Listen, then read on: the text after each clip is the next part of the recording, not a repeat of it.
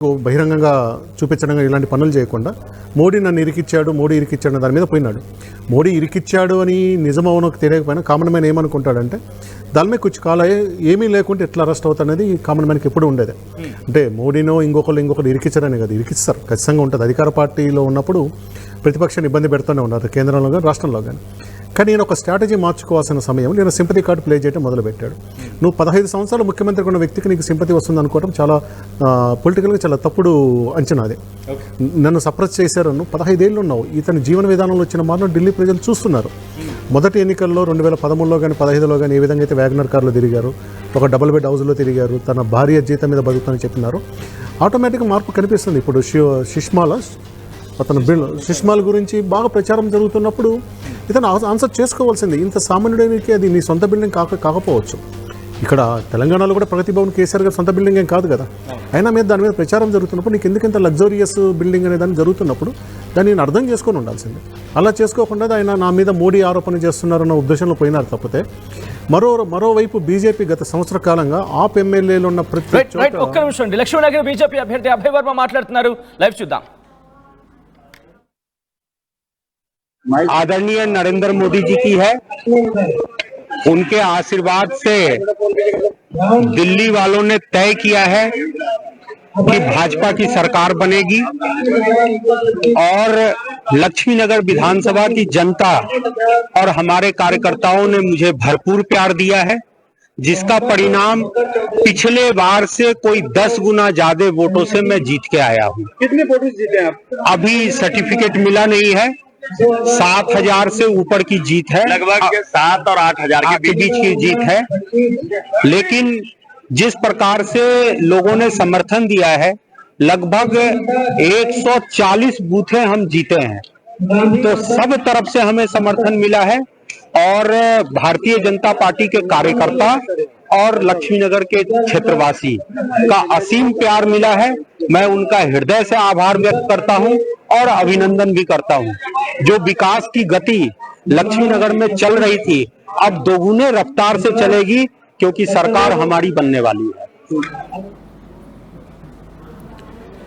Right, అది ఆయన చెబుతోంది. ఇంతవరకు జరిగింది వేరు, ఇప్పుడు డబుల్ ఇంజన్ సర్కార్తో ముందుకు వెళ్తుంది ఢిల్లీ అంటూ కూడా ఆయన ఆశాభావాన్ని వ్యక్తం చేయడం జరుగుతోంది. దాంతోపాటు ఢిల్లీ ప్రజలు, మరి ముఖ్యంగా లక్ష్మీనగర్కి సంబంధించిన ప్రజలు ఆశీర్వదించారు. దీనిలో ఇంత భారీ మెజారిటీతో వచ్చింది అంటూ కూడా ఆయన చెప్పిన సందర్భం. మరి కాసేపట్లోనే నేను ఇన్ఫాక్ట్ దానికి సంబంధించి ఆ సర్టిఫికేట్ని తీసుకోబోతున్నానంటూ కూడా ఆయన చెప్పుకొచ్చారు. మనతో పాటు శివరాచర్ల కంటిన్యూ అవుతున్నారు.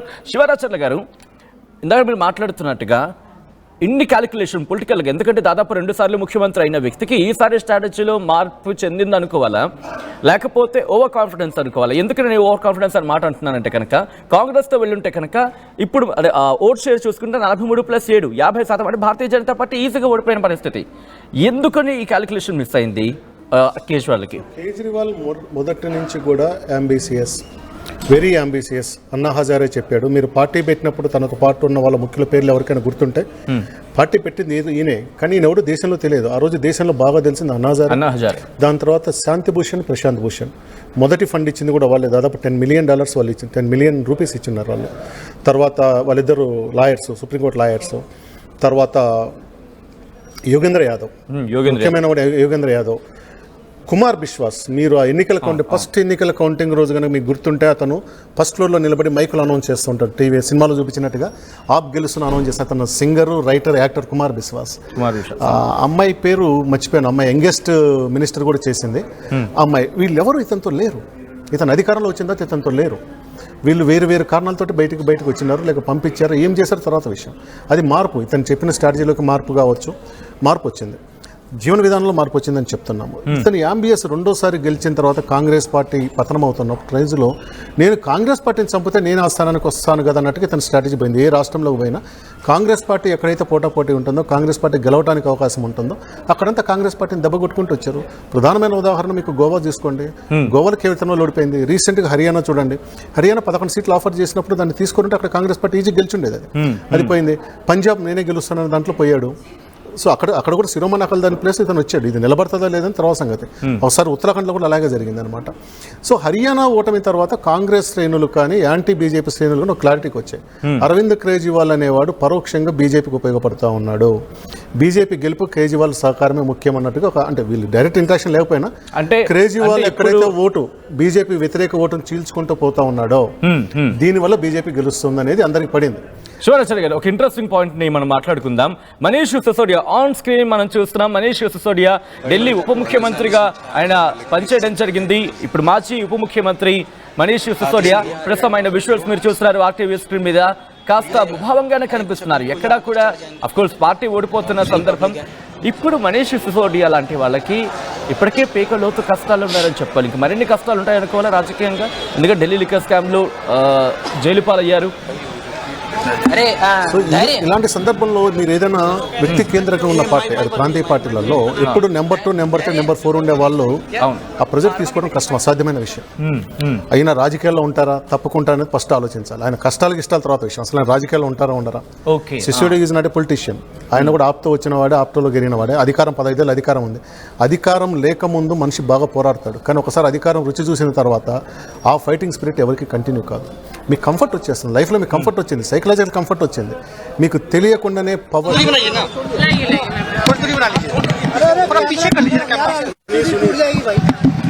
जंगपुरा विधानसभा का चुनाव हम सब कार्यकर्ताओं ने मिलकर बहुत मेहनत से लड़ा. जंगपुरा विधानसभा के लोगों ने भी बहुत प्यार मोहब्बत सम्मान दिया, लेकिन 600 वोट से लगभग 600 वोट से उसमें हम पीछे रह गए. तो मैं जो कैंडिडेट जीते हैं उनको बधाई देता हूं और उम्मीद करता हूं कि जंगपुरा की समस्याओं को वो हल करेंगे. जंगपुरा के लोगों की जितनी भी चीज़ें हैं उनको हल करेंगे. बाकी तो अब बाकी देखते हैं. नहीं, अब चूक तो आपको बताएंगे एनालिसिस करके.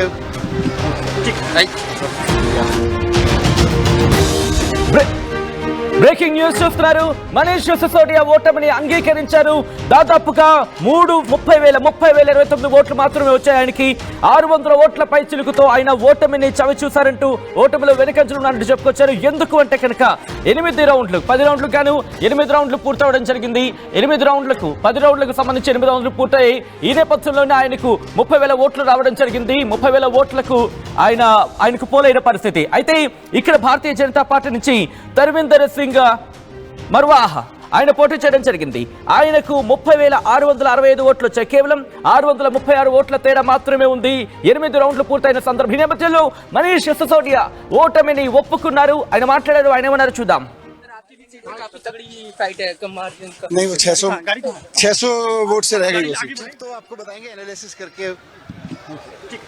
बहुत प्यार मोहब्बत सम्मान दिया, लेकिन 600 वोट से लगभग 600 वोट से उसमें हम पीछे रह गए. तो मैं जो कैंडिडेट जीते हैं उनको बधाई देता हूं और उम्मीद करता हूं कि जंगपुरा की समस्याओं को वो हल करेंगे. जंगपुरा के लोगों की जितनी भी चीज़ें हैं उनको हल करेंगे. बाकी तो अब बाकी देखते हैं. రైట్, అది మనీష్ సిసోడియా మాట్లాడుతోంది. 600 ఓట్లకు పైగా తేడాతో ఇన్ఫాక్ట్ వెనుకంజలో ఉన్నారంటూ ఆయన చెబుతున్న తర్వాత చెప్పుకొచ్చిన తర్వాత ఆయన ఒకటే అంటున్నారు, గెలిచిన వాళ్ళకి అభినందనలు చెబుతూనే ప్రజల కోరికలు నెరవేర్చాలని ఆయన కోరుకుంటున్నారు.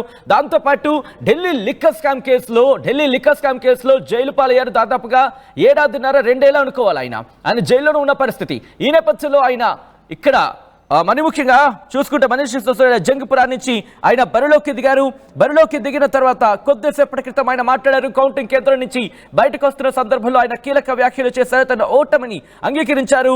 మనీష్ సిసోడియా 30,000 ఓట్ల పైచిలుకు ఆయన సాధించడం జరిగింది. 600 ఓట్ల పైచిలుకు తేడాతో వెనుకంజలో నిలబడ్డాను. ఓటమిని ఒప్పుకుంటున్నానంటూ ఆయన చెప్పుకొస్తున్న పరిస్థితి. మనీష్ సిసోడియా ఓటమి పాలయ్యారు.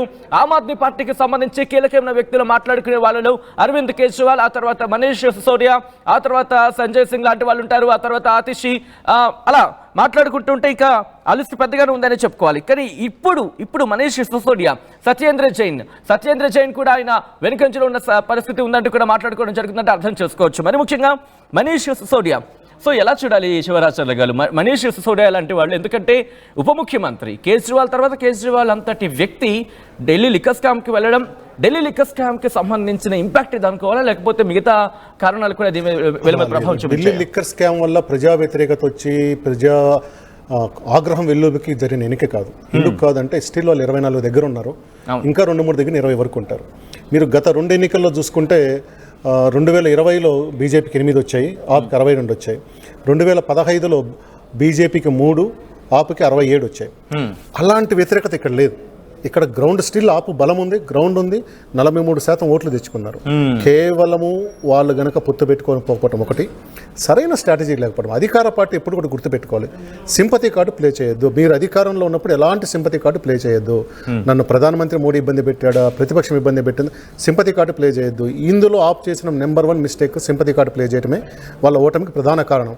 మనీష్ సిసోడియా మీద ఏమాత్రం సింపతి ఉన్నా, కేజ్రీవాల్ మీద ఏమాత్రం సింపతి ఉన్నా వాళ్ళిద్దరైనా గెలిచి ఉండాలి. పార్టీ ఓడిపోయినా కానీ వాళ్ళిద్దరు గెలిచి ఉండాలి.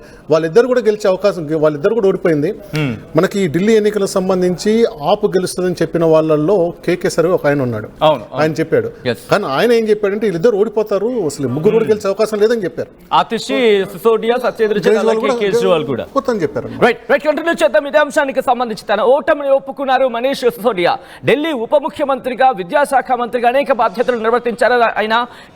ఇన్ఫాక్ట్ ఇక్కడ కేజ్రీవాల్ తర్వాత కేజ్రీవాల్ అంతటి వ్యక్తి, ఉప ముఖ్యమంత్రిగా పనిచేసిన వ్యక్తి, ఆయన తన ఓటమిని ఒప్పుకున్నారు. ఢిల్లీ లిక్కర్ స్కామ్ కేసులో జైల్లోకి వెళ్ళొచ్చారు. ఈ నేపథ్యంలో ఓటమిని ఒప్పుకుంటూ ఆయన చేసిన వ్యాఖ్యలు ఏంటి ఇప్పుడు చూద్దాం. जो कैंडिडेट जीते हैं उनको बधाई देता हूं और उम्मीद करता हूं कि जंगपुरा की समस्याओं को वो हल करेंगे, जंगपुरा के लोगों की जितनी भी चीज़ें हैं उनको हल करेंगे. बाकी तो अब बाकी देखते हैं. सर काफी टफ फाइट नहीं, अब चूक तो आपको बताएंगे एनालिसिस करके. बहुत प्यार मोहब्बत सम्मान दिया, लेकिन 600 वोट से लगभग 600 वोट से उसमें हम पीछे रह गए. तो मैं जो कैंडिडेट जीते हैं उनको बधाई देता हूं और उम्मीद करता हूं कि जंगपुरा की समस्याओं को वो हल करेंगे, जंगपुरा के लोगों की जितनी भी चीज़ें हैं उनको हल करेंगे. बाकी तो अब बाकी రైట్, అదే ఆయన అంటోంది. ప్రజలు మమ్మల్ని బాగానే ఆశీర్వదించారు, కానీ మమ్మల్ని బాగానే గౌరవించారు, కానీ కేవలం 600 ఓట్ల తేడాతో మాత్రమే నేను వెనుకంచెలో ఉన్నాను, నేను ఓటమిని చవి చూస్తున్నాను. గెలిచిన వారికి ఓటమిని చవి చూశారని కూడా ఎక్కడ ప్రస్తావించకుండా గెలిచిన వారికి అభినందనలు అంటూ ఆయన చెప్పుకొచ్చారు. మరి ముఖ్యంగా ఇక్కడ గెలిచిన భారతీయ జనతా పార్టీకి సంబంధించి తరవిందర్ సింగ్ మరోహా. రైట్, తెలంగాణ బీజేపీ మాట్లాడుతున్నారు, పార్టీ అధికారంలోకి రాబోతున్నారు. ఇది అసలు ఢిల్లీకి సంబంధించినటువంటి అంశం. మరొక క్వశ్చన్, ఇంకొకటి, ఢిల్లీ అక్కడ కాంగ్రెస్ ప్రధానంగా కూడా గట్టి పోటీ పడడం వల్లనే బీజేపీ గెలిచిందని అంటున్నారు. ఎన్నికలు జరిగినప్పుడు అనేక రాజకీయ పార్టీలు పోటీ చేస్తాయి. ఎవరు గట్టిగా పోటీ ఇచ్చిందనే కదా, అంతిమంగా ప్రజలు ఎవరికి మద్దతు ఇచ్చిందనేది రిజల్ట్స్ డిక్లేర్ చేస్తాయి తప్పితే ఎవరి పోటీ వల్ల ఎవరు గెలిచిందనే కాదు, ప్రజలు ఎవరికి మద్దతు ఇచ్చిండ్రు, ఎవరు గెలిచిందనేది ఎన్నికలలో ప్రధానాంశం. Thank you. ఇది అసలు ప్రజలు ఎవరికి ఓటేస్తారు, కాంగ్రెస్ గట్టి పోటీతోనే కూడా ఒకవైపు అటు ఆమ్ ఆద్మీ గెలిచింది అనేది కూడా కరెక్ట్ కాదు. కాబట్టి ఎట్టి పరిస్థితుల్లోనే అక్కడ బీజేపీ గెలుస్తుంది. కాబట్టి అది నెక్స్ట్ తెలంగాణలో కూడా రిపీట్ అవ్వడం ఖాయమని చెప్పి కూడా BJLP deputy floor leader Payal Shankar ఆశాభావం వ్యక్తం చేస్తున్నారు. కెమెరామెన్ గజబ్తో శ్రీధర్, RTV హైదరాబాద్. పెట్టు లైవ్లో ఉంది, లైవ్. రైట్, విజువల్స్ మీరు చూస్తున్నారు. ఢిల్లీలోని భారతీయ జనతా పార్టీ హెడ్ క్వార్టర్స్ ప్రధాన కార్యాలయంలో సంబరాలు చేసుకుంటోంది భారతీయ జనతా పార్టీ క్యాడర్. మీరు చూడొచ్చు, పూర్తిగా మిఠాయిలు పంచుకుంటూ జెండాలని వాళ్ళక్కడ ఊరేగింపుగా బాణసంచా కాల్చుకుంటూ వాళ్ళు